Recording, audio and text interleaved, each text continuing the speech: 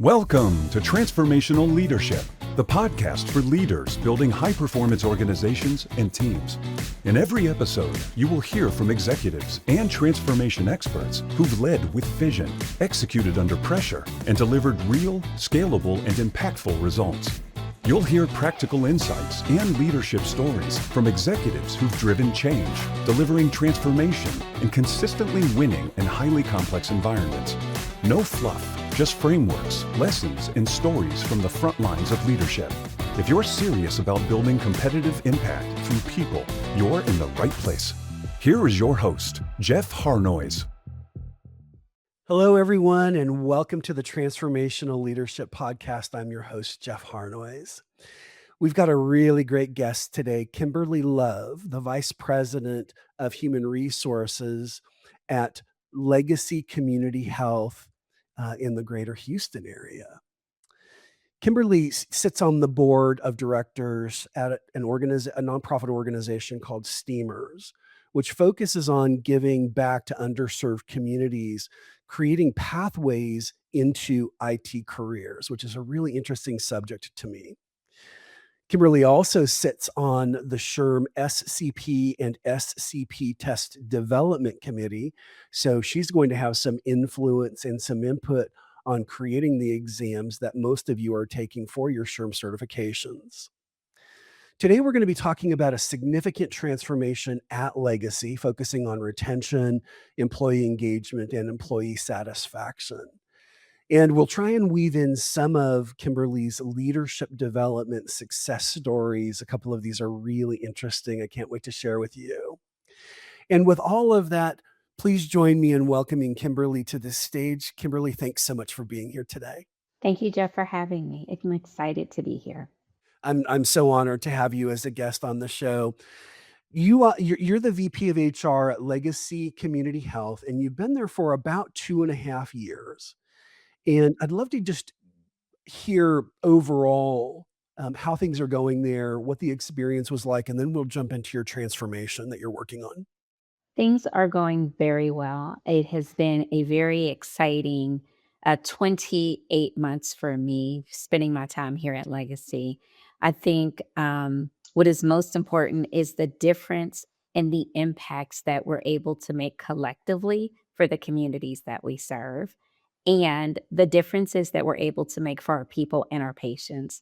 When we pour into our people in a very differential way, it truly impacts the level of patient care that our employees provide.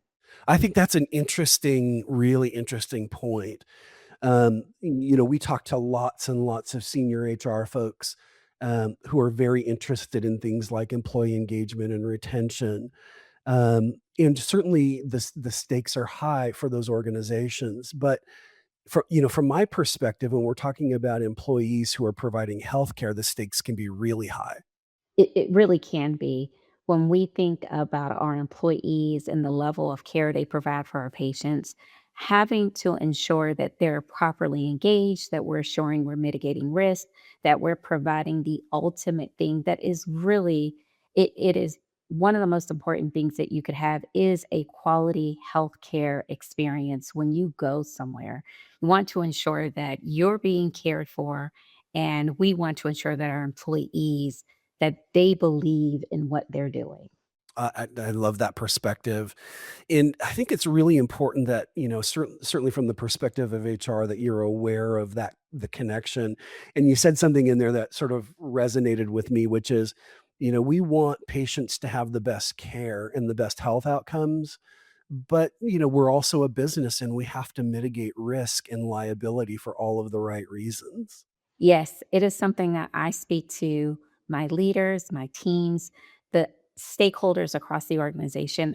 I speak a lot about risk because there are so many risks that comes along with it. And when we think about training our employees, making sure they have the right skill sets, that they know how to care for our patients in the most optimal way, it is so important. So when we are thinking from top down training as well as bottom up training for our teams. Love that. Really, really good models. So let's talk about the transformation initiative. And is the transformation underway or is it recently completed? It is recently completed and super excited about it. So you're gonna have some maybe some results and metrics to share with us. I definitely have some results. I have some metrics of where we've been and where we're going. Okay. So tell us a little bit about where you were. What was happening? The way that I think about this, Kimberly, is what was your current state back then that just sort of needed the transformation to take place in the first place? What problem were you solving for? We're really solving for wanting to ensure that we had engaged, happy employee base. And most importantly, and our employees have always been passionate about the mission that we serve. I want to make sure I articulate that very well for you. We really needed to ensure that we were continuing to think about how we care for our employees in a differential way. But also, we've had this issue with retention. Our turnover numbers had spiked. If I think back to fiscal year 23, we had almost 30% turnover for our overall employee base. For our clinicians, we are experiencing 14% turnover. For fiscal year 24, we experienced about 27%, almost 28% for turnover for them. And for clinicians, we were sitting at almost 15% as well in fiscal year 24. In order for us to ensure that we had optimal business performance, we had continuity of care from our clinicians to our patients, and that they received that, holding on institutional knowledge, not turning over that optimal talent year after year was really important for us. So we wanted to focus on something that I could ensure was going to be a conduit to ensuring that our employees and our clinicians and our leaders wanted to stay at Legacy. They wanted to continue to be a part of the mission to make a difference in the communities that we served. And so a true focus on a very important benefit around paid time off. Before we jump into the initiative, you said a couple of things there that really resonated with me. The first one was really your bottom line assessment, which is if we're going to prioritize patient care and patient outcomes, we don't have the ability to do that if we're constantly turning over personnel. And so, solving for that particular problem is not only in my mind a strategic problem, it's a reputational problem in the community. And again, it is a component of risk mitigation. Yes, it's really important for a patient to be able to see the same clinical support staff, to see the same clinician. There is a level of trust and commitment that is built at a higher level when a patient could come in constantly and see the same person and they know them. They know, what symptoms they've had or issues they've had in the past. Having that level of commitment to care year after year by the same group of people inside of a facility is extremely important. Just on a very personal level for me, what's coming up is this idea of having a relationship with your medical team. And to your point, the trust that gets built and the case knowledge that gets built. And so when I have a change in medical professionals, I feel like I have to start all over again. And there's a little bit of, am I gonna like this person? Are they gonna get me? Are they gonna take the time to go read through my history and my file and, all of that. And so I could see that just the patient experience alone can be really disrupted with turnover. And patient experience is a huge impact for us. We follow the aided model here at Legacy, and it is really important for us to ensure that our team members are are engaging our patients in a differential way. You spoke about the level of trust that patients have with their clinicians, and we hear the patient feedback, how much they trust our clinicians. It is the one thing, and serving in a community health center, not everyone feels that there's this level of trust and commitment for the underserved community. Our clinicians, it is so important to them to be able to serve the community and care for our patients. That doesn't happen, I think, in your larger health.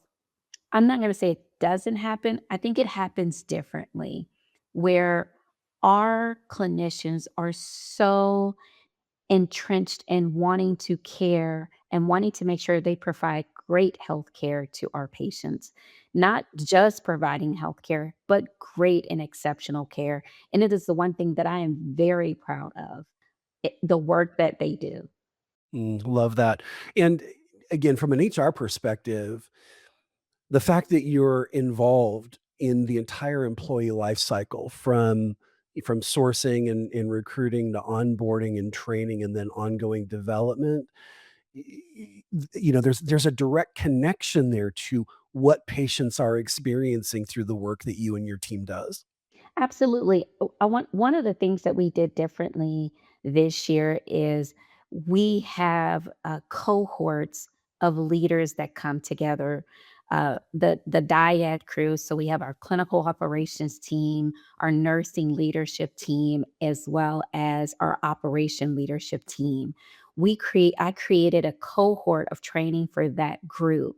They had some contention, I think, earlier on, some growing pains that leaders may have as we are thinking about who we are going to be and how we want to be it. And so we've had some of those upticks of opportunities and putting those groups together to learn and grow and enhance their own leadership skills has really showed up differently for us in our financial metrics and our engagement amongst our leaders and our employees. So we are starting to see a vast difference in how our teams are showing up. Our clinical leaders have shown up in such a differential way, making a difference around what does it look like to care for your people and your patients. So we've been truly pouring into our leaders this past year as well. Love it, love it. Well, let's talk about the transformation, and I think the focus of the transformation was around the PTO program, but the key drivers were engagement, employee satisfaction, and retention overall. Can you give us kind of the big picture here? You gave us some of the statistics earlier around what turnover looked like. Tell me how you were thinking about this transformation and maybe what your strategic view of that was. It really was, how do we make this into a benefit that mitigates dissatisfaction, reduces our turnover, and truly be something that other organizations look to us and say, wow, I want to be able to do that.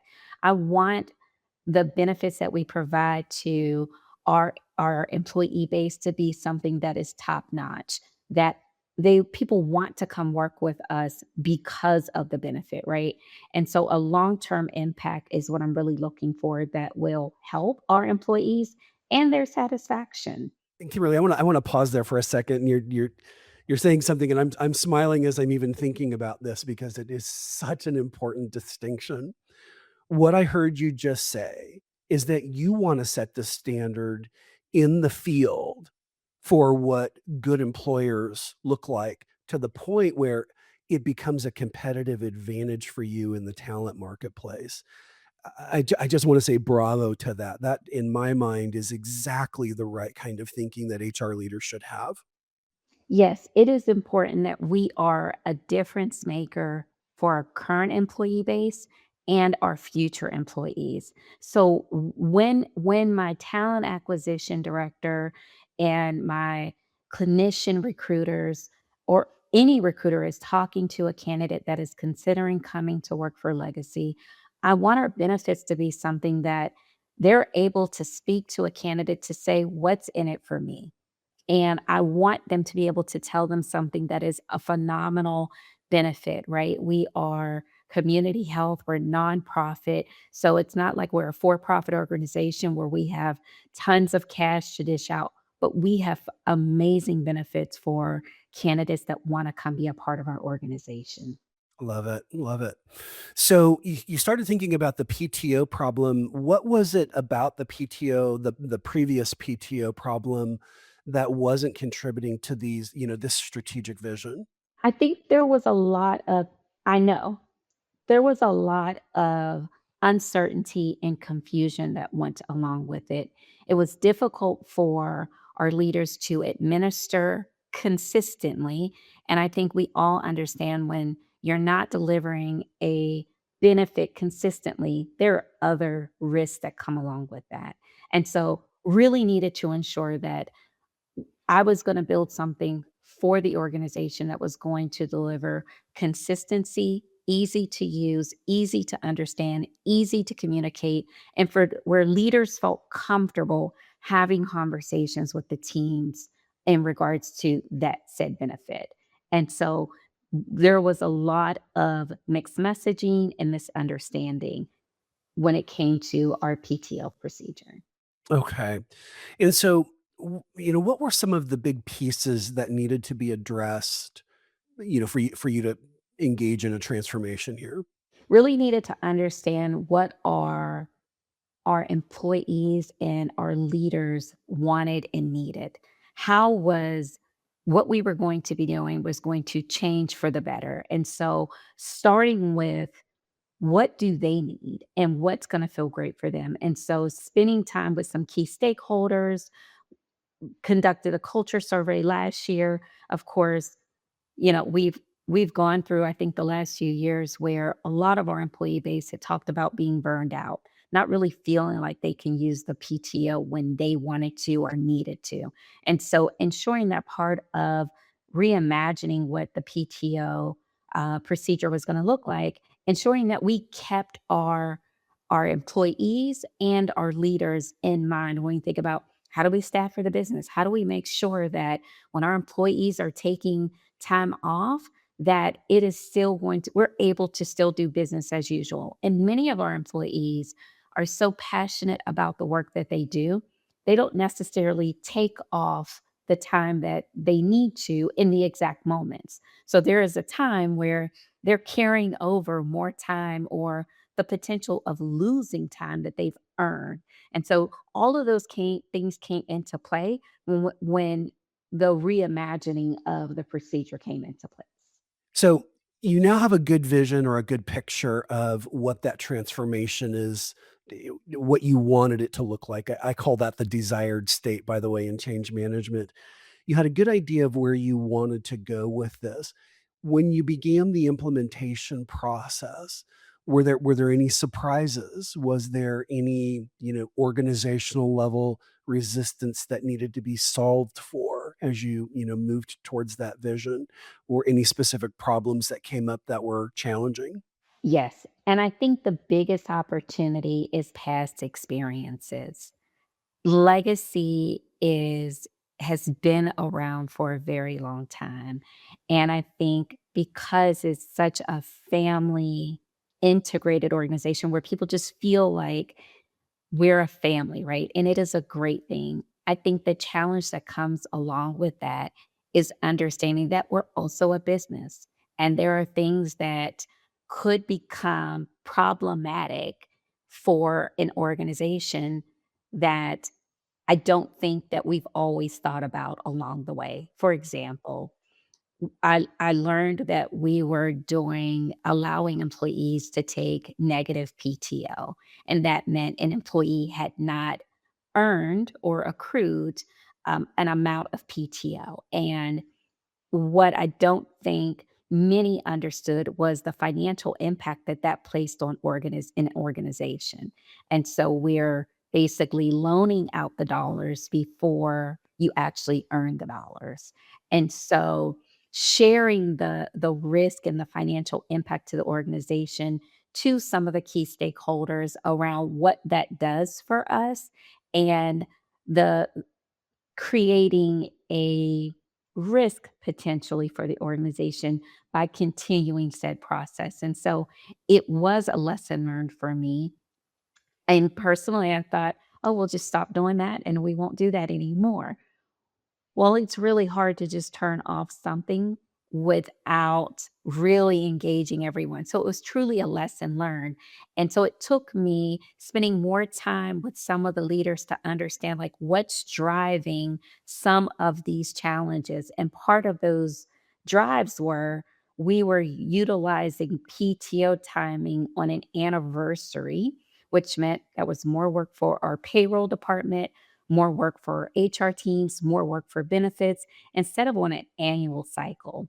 And so moving from an anniversary time frame to a annual calendar cycle from January to December allows for us to have more seamless, easy transitional work for the benefit instead of forcing employees to remember, wait, my anniversary is June 1st, and I need to use any of my allowable accrued PTO time by January 1st, or I'll lose that time.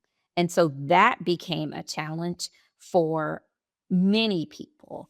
And so changing that alone was a significant win.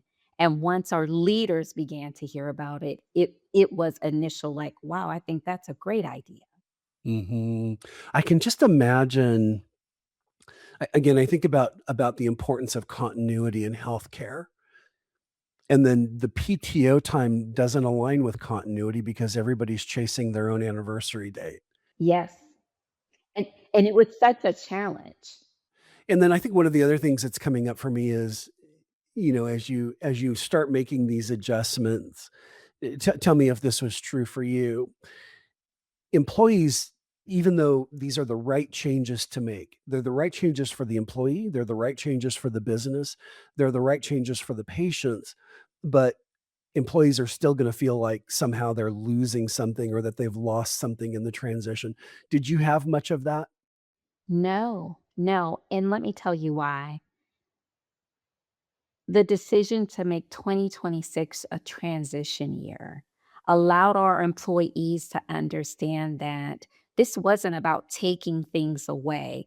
It was about right sizing a really optimal benefit for the employees. And so it wasn't like, so on December 31st, I still had 50 hours of PTO left. Come January 1st, I'm going to lose all those hours. No, no. We're going to allow for this to be a transition year and to enhance it a bit more because the goal is for us to retain the talent, keeping that in mind. And we want long term talent to stay with us, right? And so enhancing, stair stepping as our employees are staying with us longer, enhancing the PTO benefit where it grows.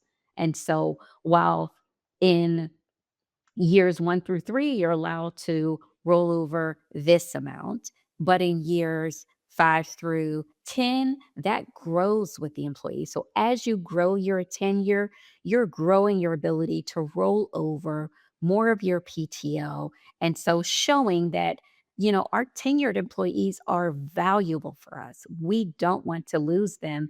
And so while most places, I think when they, update their PTO procedures, it may feel like someone's losing something, but for me, it was really important that our employee base understood that we don't want to take away anything. We want to give back. And so this is an opportunity for us to give back in a differential way to our employee base.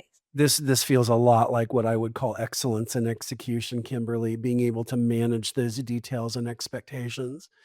There were a couple of things that popped up for me while you were talking about it. The first one is in advance naming, naming it the year of transition, which, from a psychological standpoint, allows the entire organization to sort of get mentally prepared for the changes that are coming. I think that often leads to really good outcomes, just, really solid expectation setting. And then, you haven't surprised anybody with this. They can see it coming, they know it's coming. It gives them time to ask questions and get their understanding of what's happening in place, which ultimately allows for a much stronger buy-in. Yes, and it allows us to all walk through this together. So it's not like our employees are getting this and the leaders will be doing something different. We all walk this path of change together. I love that component, and for me, the word for that is unity. We have all kinds of other variables in play, but when we think about the most successful organizations, if we were using, sports analogies here, championship teams all have one thing in common, and that is really, really strong unity. Yes, it is what I'm very excited about. When the communication had gone out, I've gotten so many messages from so many leaders that are excited about it. I was excited about some of key stakeholders that participated and helped us move this along. I did not do this by myself. I did this with true partnership with really important leaders in the organization to help bring this along. Love to hear that. And so tell us about some of the results of this transformation. You successfully transformed the entire PTO, not only policy, but how it's operationalized and how it's implemented in the organization. What happened after? And I realize it's still a little early, but what have you seen so far? Well, engagement, like satisfaction from our employees and our leaders. I don't know that I've I've ever been a part of turning something around and having so many immediate positive comments that come from our employee base. And so that for me is the most important thing. What I'm looking forward to is the change in our productivity rates. I'm looking for the improved patient experiences that our patients will receive because our employees are more excited, our employees are feeling more engaged, that we're retaining our talent more. So I am looking forward to the impact that this is going to have on our patient experience. Outstanding, outstanding. Do you any metrics to share on this transformation so far?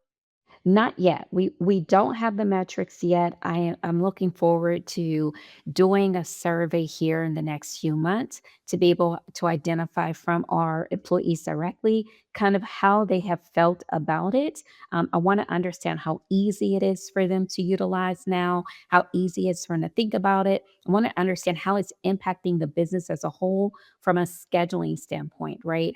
Are employees able to schedule off their time? And are we able to schedule our patients more effectively, knowing that our teams could plan out their time to be away from work sooner and have more of a runway with doing that? Love it. Love everything about it. Well, here's wishing for, ultimate successes in this transformation, and it sounds like you are heading in the right direction. One little saying was coming up in my head. It was sort of formulating as you were talking. You got it right because you did it right. Thank you. The execution component, sorry, I'm nerding out on this myself. The execution was right, and you did it for all of the right reasons, and because of that, you're gonna have really great outcomes. Thank you. I'm looking forward to that. I am looking forward to our leaders feeling more supported and confident in a procedure that is clear and understandable. I'm looking forward to them being more responsive and able to answer the questions without having to reach out to their HR solution partner to help them solution and strategize for things. So, the clarity that will come along with this is going to be significantly impactful for our people and our patients. Well, as we transition out of this segment, I think I would just say if you're in the Houston area and you're a healthcare provider, you probably ought to have a look at Legacy Community because it sounds like a fantastic place to be employed. Absolutely. Yeah, excellent. I want to transition to something else that you and I had talked about previously, which is leadership development, a topic that I'm very passionate about. I've built a business around it. So you've got some success stories in leadership development. But before we jump into the specifics, I think one of the reasons why I'm so passionate about it, and I have a sense that this is true for you too, is when we engage as subject matter experts in what I call leadership enablement, where we're helping leaders be more effective and have more efficacy in their own leadership practice. For me, it's usually a one to one or a one to few, too many. And so I think under the concept of force multiplier, If I can help my leader be more effective, that leader then influences the effectiveness of many. And so I'm really passionate about the scalability of leadership development and the input. And you've got a couple of stories around leadership. One of them involves a pretty senior individual at Target. In fact, let me reference my note here. He is running US logistics, so nationwide logistics. Tell us a little bit about that development engagement. Yeah, this person, we started our career off at Target. And of course, I have since left Target, right? But at my time at Target and spending my time with him day to day, it was important for me to see his success. It was more important for me to watch him grow in his career. Thinking about pouring into others in a very differential way, it was a benefit for me to watch him grow. I watched him from learning how to be a tactical leader, right? Moving product from the back room to the floor, all the way to being able to manage and lead, a regional territory. Now he's leading the US across the country from a logistical standpoint. And much of that really is for the desire to want to continue to grow and learn. And I was fortunate enough to be a part of pouring into him, ensuring that he had the right feedback and knowledge. I think many leaders at times struggle to provide feedback. When I think about providing feedback to leaders, it is so that they are better, so that they show up as their authentic self, so that they're able to bring other leaders along with them. And I'll be honest that I give very direct feedback because I don't want to sugarcoat it. I don't want you to misinterpret what I'm saying because I want the leaders that I am coaching to be the very best that they could possibly be. It is not because I don't know how to be soft. It is because I care enough about the leader to ensure that they are being the best for themselves and the people that they bring along. I love that sort of top line overlying philosophy. When you think about leadership development, and maybe in this individual case, how do you assess, current state? Where is that individual today?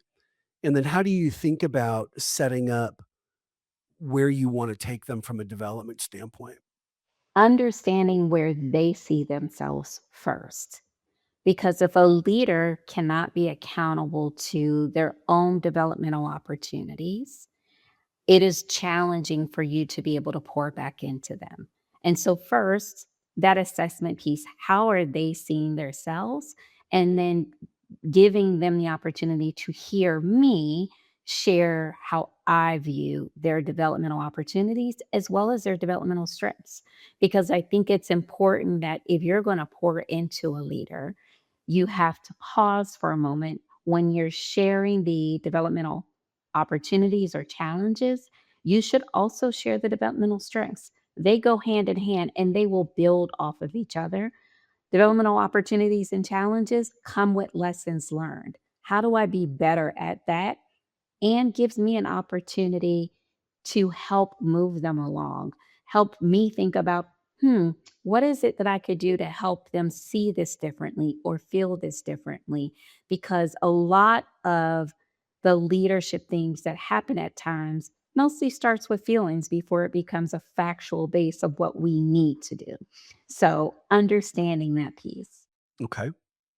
And once you've got clarity around what needs to be developed, how do you approach that with the individual? Understanding from them where they want to start.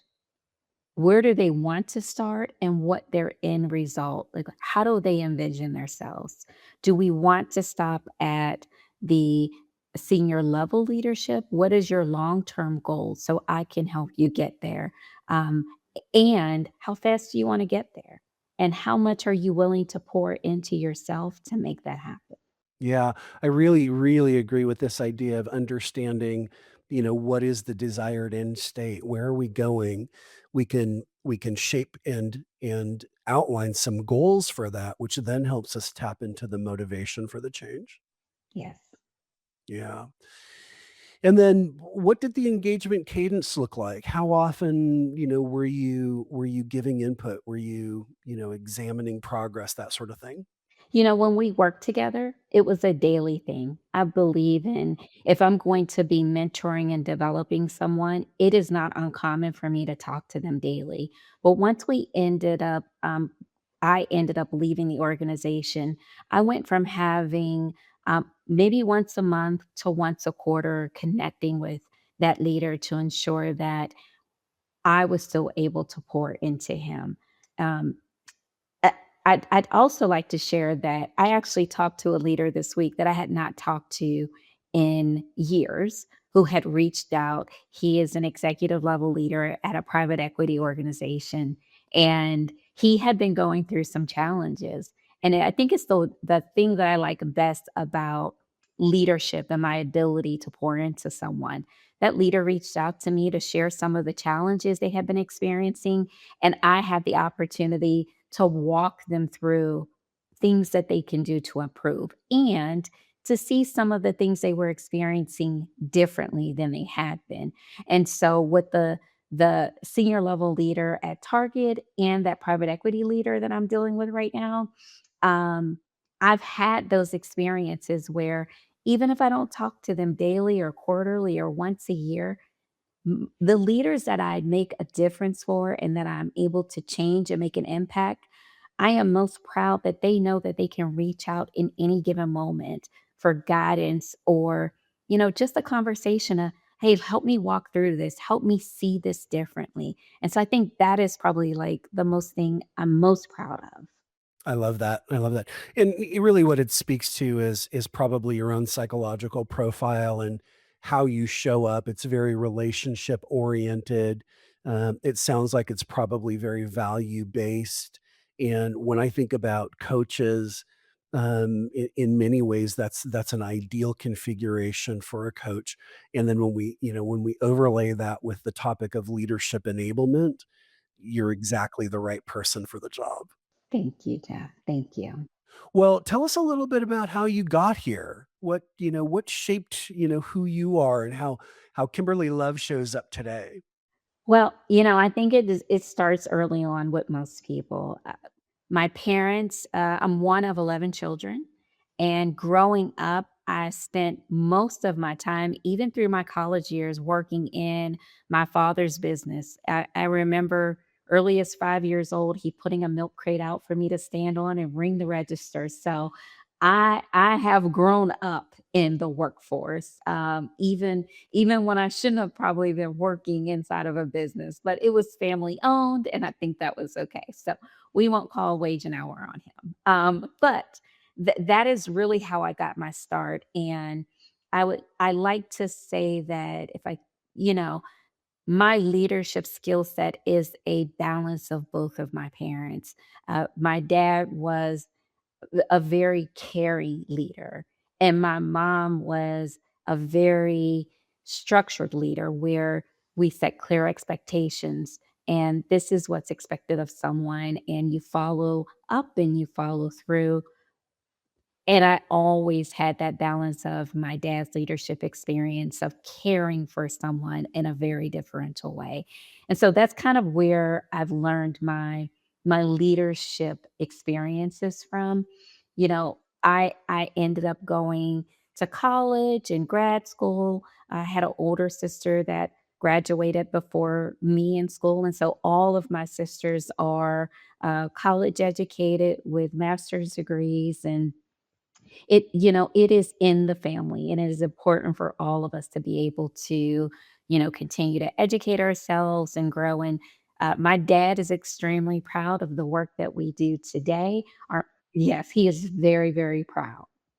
And what he should be proud of as well is the legacy that he's created. He's done a great job with that. And I'm very proud of him. It's not easy raising children, and then, it's not easy raising that many children and to have so much success, coming out of a family like that speaks volumes about who your dad is. Thank you. One of the I have a couple of questions that I like to ask all of my guests, Kimberly.